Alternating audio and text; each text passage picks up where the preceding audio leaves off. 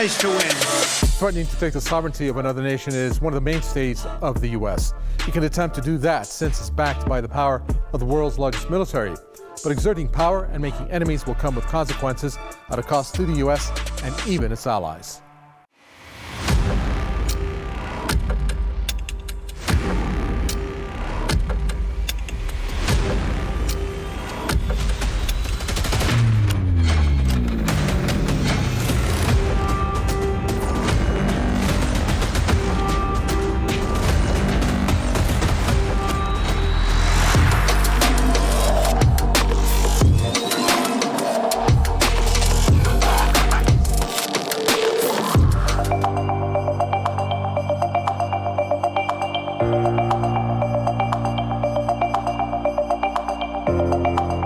The incoming U.S. President Donald Trump has made no bones about it. He wants to expand certain entities under U.S. control. Now, this smacks of expansionism at first, but underlying all of that is his thirst to exert and to maintain U.S. superiority.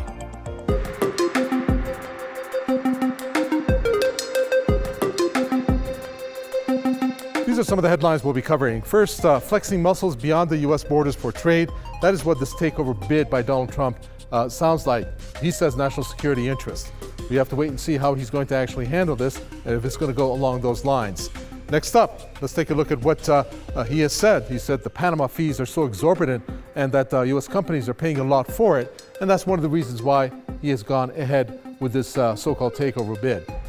Now, there are colonialism and expansionism in this, and it smacks of it. Every year, 5% of global trade passes through the Panama Canals, and we're looking at other areas like Greenland that he has said that he wants to take over, and that also has an economic twist to it.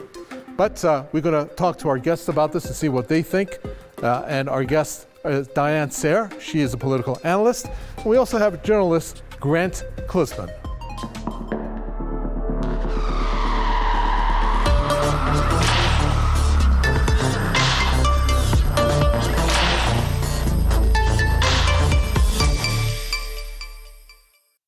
I'm Diane Sayre, a former independent candidate for U.S. Senate in New York and the president of the LaRouche organization.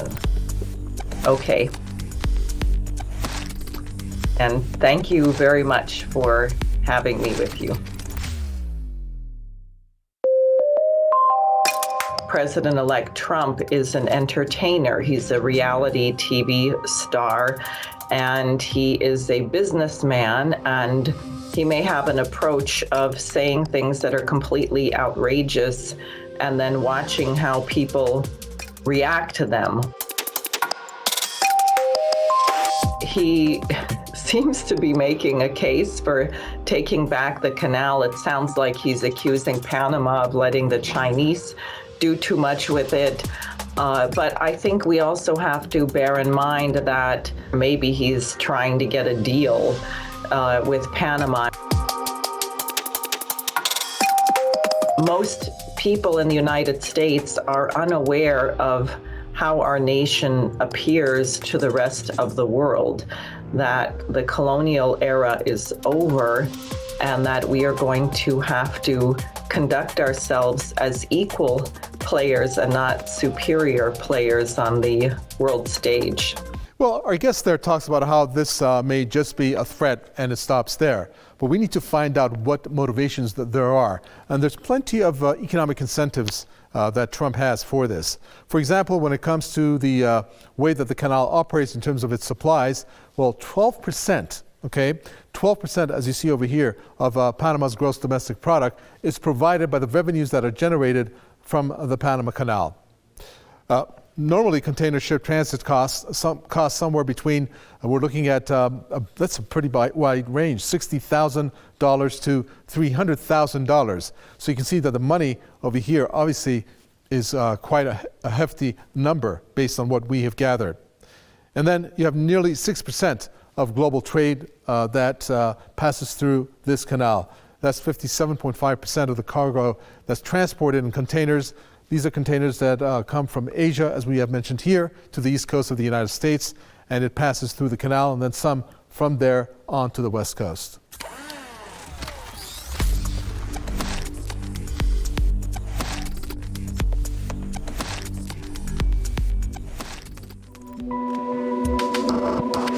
Peru just opened a major port, which was financed and built in part by the Chinese, the port at Shanghai, which opens up an entirely new trading route between Peru and China. And if you also build a transcontinental railroad across Brazil, this is going to be transformative of the entire region. It may also change the significance of the Panama Canal. There's been talk over a number of years about another canal being built through Nicaragua, which I think Russia is involved in. So frankly, I think these comments may be in response to the shifting terrain. If the United States were acting in our actual self-interest, we would be enthusiastic about these mega infrastructure and transportation projects, because you would think they would open markets to increased American trade and American production.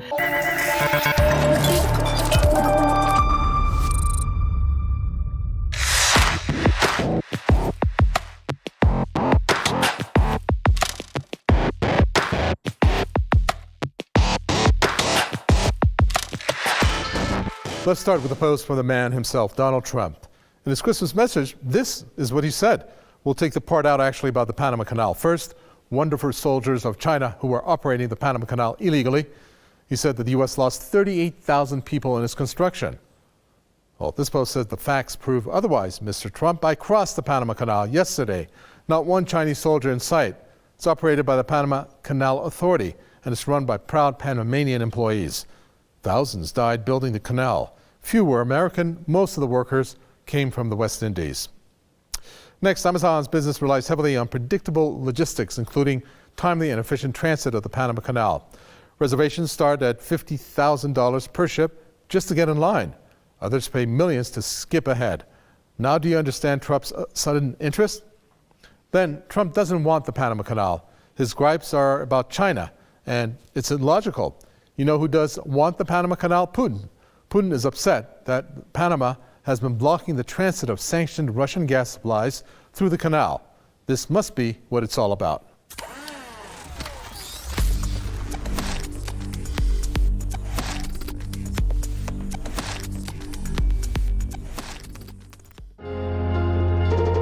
Donald Trump and many within the GOP have been hinting at a desire to shift U.S. foreign policy priorities to Latin America. The Panama Canal is something of a product of American imperialism in the first place. When the United States government feels that its interests are even moderately compromised in that part of South America, the United States does militarily intervene. This does have the possibility to cause destabilization. Trump has sided with figures like Dan Crenshaw and Vivek Ramaswamy in a desire to, for example, militarily intervene in Mexico, which would probably cause the spiraling of the problem in that country with regards to the cartels to become even worse, because it would have the potential to destabilize that country.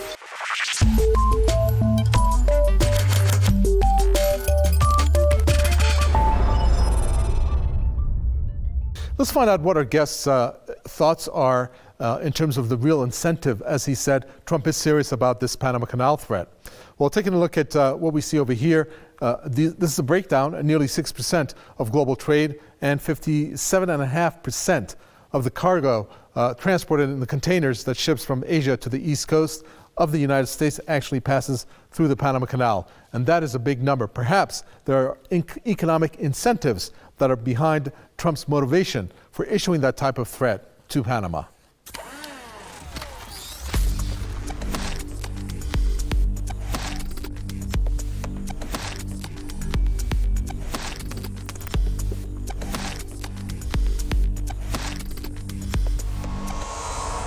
given the fact that Trump has already expressed a desire to ramp up U.S. involvement in Latin America, and given the fact that the United States has not had any problems with manufacturing reasons to intervene in Panama's affairs in the past, with the canal being among those reasons, I don't think we should just merely treat it as a bluff.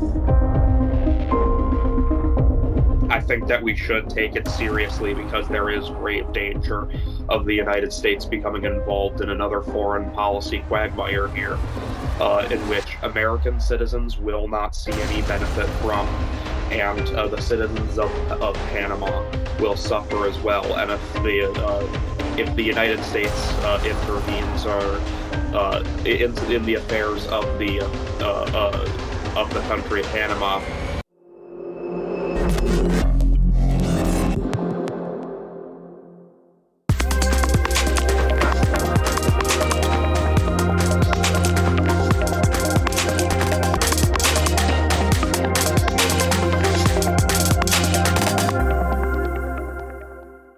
This is the Info News section of the program. First up, we're going to take a look at a problem that is going to be very much so hurting EU as a whole, and that's the shortage in gas.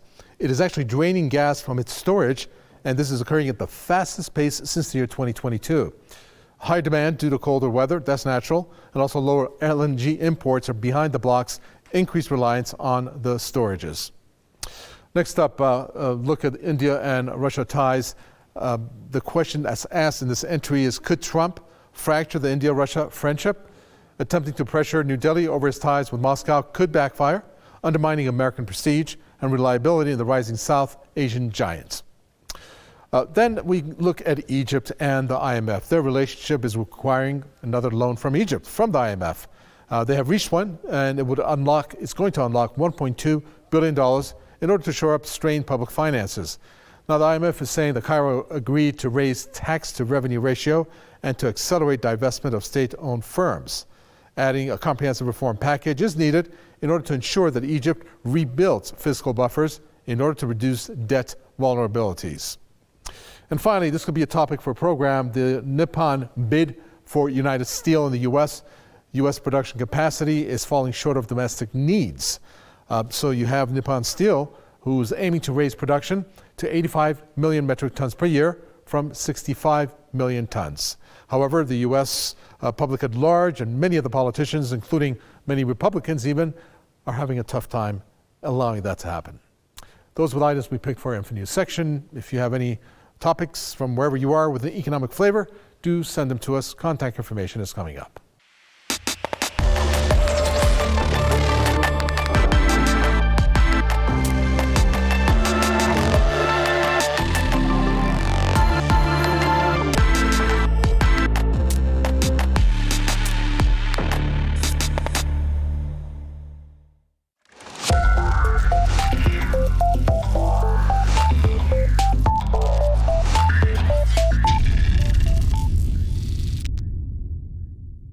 The threat of taking back the Panama Canal has taken many by surprise, since the U.S. can't officially and legally do that. So why is the U.S. president issuing this threat?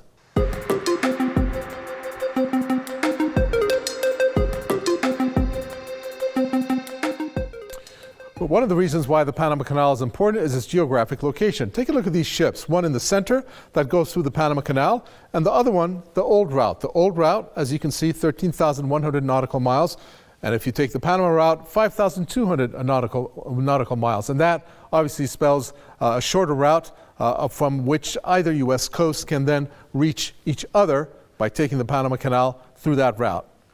Now, let's take a look at the breakdown when it comes to the main trade routes. You have Asia-U.S. East Coast, 51.2% of the container ships pass through that. These are the destinations now, from Asia to the U.S. East Coast. Then you have South America to the U.S. East Coast. 17.5% goes to the U.S. East Coast from South America. And you also have another route, South America to Europe, which registers at 10.6%. And then you have Central America to the U.S. East Coast, registering at 7.8%. And finally, Europe to the US and Canada and the US West Coast, 6%. You can see at the top there that from Asia to the US East Coast, that registers at 51.2%, overtowering all of the other percentages of the destinations. And that in itself is one of the reasons why Donald Trump is zooming in on Asia for the Panama Canal. Let's get an idea from our guests as to why these scenarios are set out the way they are. We have rejoining us Diane Sayre, who's the president of the LaRouche organization. Diane Sayre, welcome back. When I take a look at the way that this is panning out, you're looking at the case where the routes that are taken obviously show two things. One, that Trump is zooming in on Asia with the East Coast being a destination of which then products are then spread out. Another reason why perhaps Donald Trump is looking at this is because it believes that it can overtake the transit fees, make the revenues there, but then trying to rein in China. What are the reasons behind that? Is it just the fact that U.S. wants to take over here? I think people certainly find it shocking and annoying. Again, I think some of this may be a bit tongue-in-cheek, like when President Putin endorsed Kamala Harris for president of the United States. Clearly, Canada is not preparing to become the 51st state. Myself, having spent some time in Canada and having some political friends there, would wish that Canada would become truly sovereign, perhaps become a republic and shed its connection to the British monarchy. But I don't think there's any risk of Canada being annexed by the United States. So again, I think this is kind of bravado, provocation by a person who is an entertainer more than he is a statesman, and perhaps he's just trying to throw confetti to divert from what I hope he is actually working on, which is how to end the proxy war against Russia in Ukraine. And I hope there are people behind the scenes trying to de-escalate the situation in Southwest Asia and not escalate. So maybe this is just a diversionary play. Okay, thank you for that, Diane Sayre. Well, let's take a look now at another geographic breakdown here in terms of what Trump has referred to as China being some kind of a threat. Here you can see the different investments that China has made. Well, the Panama Canal, we talked about that. You're looking at lithium, which in terms of the three countries that rank in there, Bolivia is one of them, and you have other countries that are part of that, Chile and Argentina. The China's Belt and Road Initiative is another, obviously, that has pulled in countries for their infrastructure projects. Argentina, you have a space station there, Chinese investments. Brazil, loans for energy projects, and that's gone on since the year 2007. And Trinidad and Tobago, and you also have Mexico. Note, Mexico, 80% of the telecom equipment is supplied by China. Again, we'd like to find out from our guests what all of this means when it comes to Trump. Taking a look over here, Grant Closman, the U.S. president has issued the threat of a takeover. The Panama Canal obviously is one, but it's also added to the list Canada becoming a 51st state, and also we're looking at Greenland, an acquisition there, which provide the sovereignties of these countries. Doesn't this approach actually make enemies for the U.S.? It does make enemies. I would say a lot of it comes down to the fact that if you look at America is an empire in decline. If you look at what our founding fathers envisioned for our country, they never wanted America to engage in imperialist or colonialist conquests abroad. But over the years, America has kind of inherited the mantle of the British Empire. But with its decline as an empire, the United States has also recognized that military projection is about all it has left as far as maintaining its influence abroad. You look at things like the Belt and Road Initiative or other projects along those lines, and it's it's almost symbolizes how America is losing friends abroad.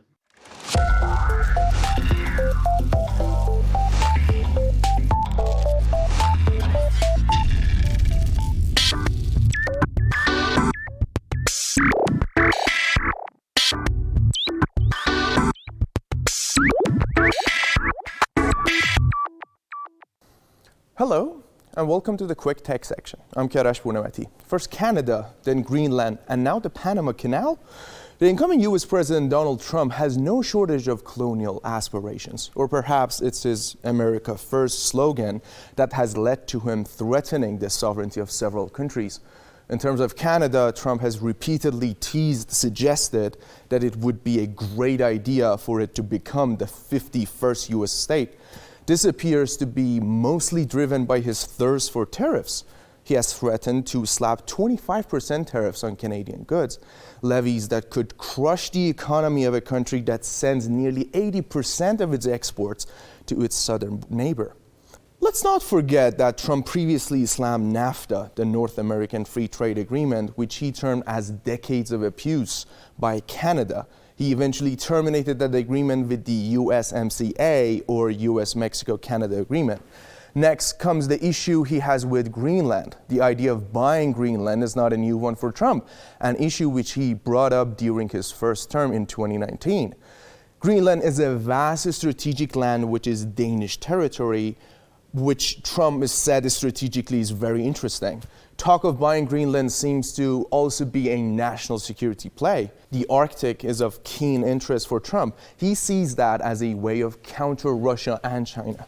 It is also becoming more contested as melting ice opens up new shipping routes.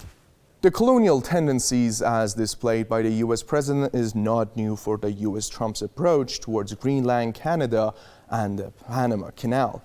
Appears to be a new revival of what's called Monroe Doctrine, the U.S. controlling the Western Hemisphere. The Monroe Doctrine was announced by former President Monroe in 1823, which warned European powers not to interfere in the affairs of the Western Hemisphere. Finally, the tariff threat has also been announced by Trump to be imposed on Mexico, U.S.'s southern neighbor.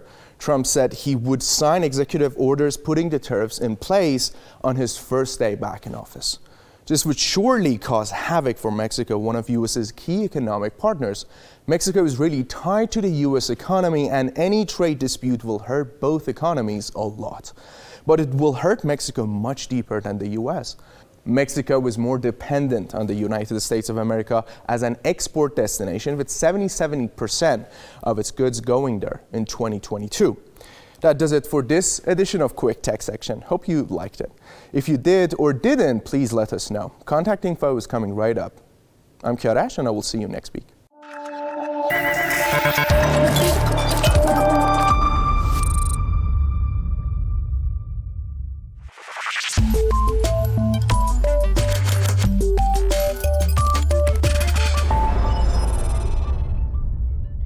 The announcements made by Trump should sound off the alarm bells in every country, from the east to the west.